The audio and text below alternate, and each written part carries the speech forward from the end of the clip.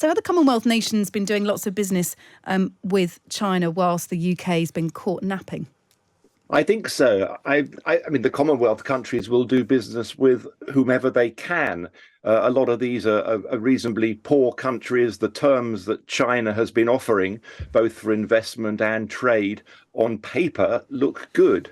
But of course, when you look beyond that and you look at what you're signing up to and you look at the pressure which China then exerts on countries to support it, to toe a certain line, the dependencies, the debt dependencies that are created, then these relationships with China are double-edged, to say the least. But what's interesting about that Civitas report is it does link what China's doing with the Commonwealth countries with the neglect of those countries from Britain. And that's where Liz Truss's talk, her speech, is interesting, because although she was very robust on China on many levels, she was pointing out that democracies need to engage. They need to support politically and economically these countries. I think she termed it an economic NATO.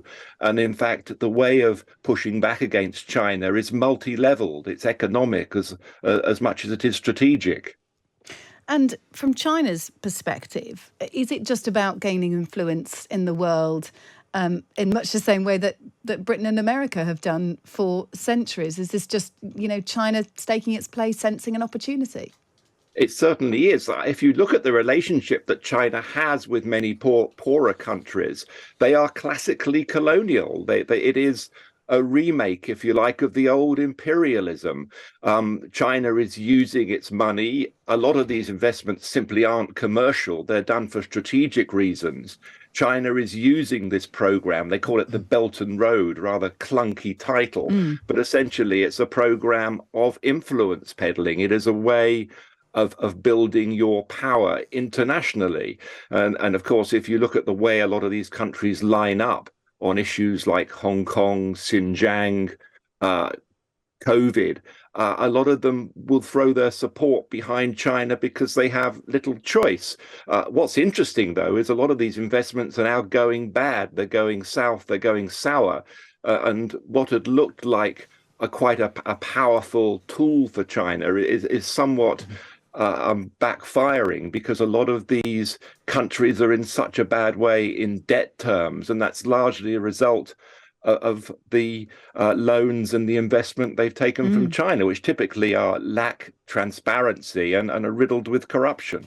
So even though many of these loans are high interest, some countries are just defaulting on them completely, which then, of course, equals a bad investment from China's perspective. Financially, it may not be worth it for them. But in terms of the other stranglehold that China will have over these Commonwealth countries, it isn't just about lending cash, is it? There's also the fact that China will hope to establish military bases. They're training local police forces.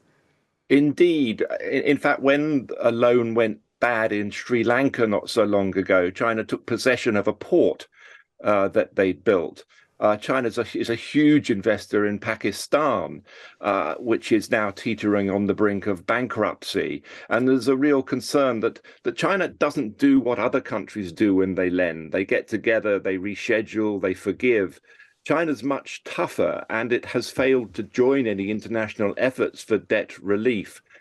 And the real danger is that, having created these dependencies, having established strong interests in these countries, then the next stage is you set up a more strategic relationship.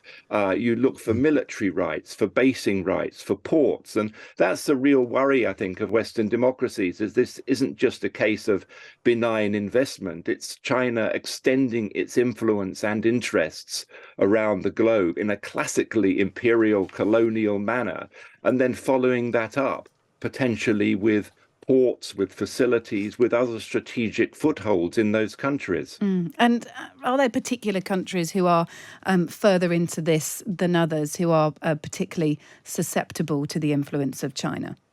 Yes, I mean Africa is a particular case in point because it has been badly neglected by Western democracies, and of course, if you're in the position of an African country which needs investment, which needs trade, then naturally you're going to grab at what look like easy terms. Pakistan's in deep trouble. Sri Lanka's effectively bankrupt. China's a big supporter of the military government in Myanmar because nobody else will support that country. And in fact, Xi Jinping has always felt, he always feels more comfortable dealing with thugs and kleptocrats because they're on the same wavelength as him, and they don't tend to be so worried about the lack of transparency and the corruption which is built into a lot of these contracts. And what can the UK do? Is it now too late to issue anything other than warnings to these countries about getting into bed with China? Obviously, Liz Truss gave her speech this week, but you might argue that she's lost a bit of credibility. Yeah, I mean, I think it was an important speech and a timely speech. And I think that she's rightly being quite robust on China, particularly over Taiwan. But I do think that there is some catching up that's now going on. I think that a lot of countries, including China's client states, are increasingly wary of Beijing. They're increasingly worried about the demands being made upon them. They're worried about the debt they're running up.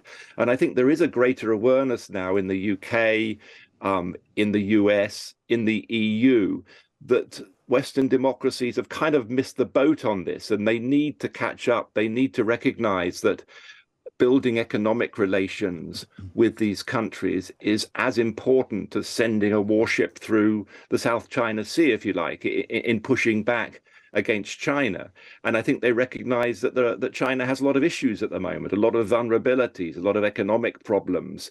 And now is a timely moment to push back in multiple different ways because the poorer countries are more receptive than perhaps they were in the past because they're quite wary about China.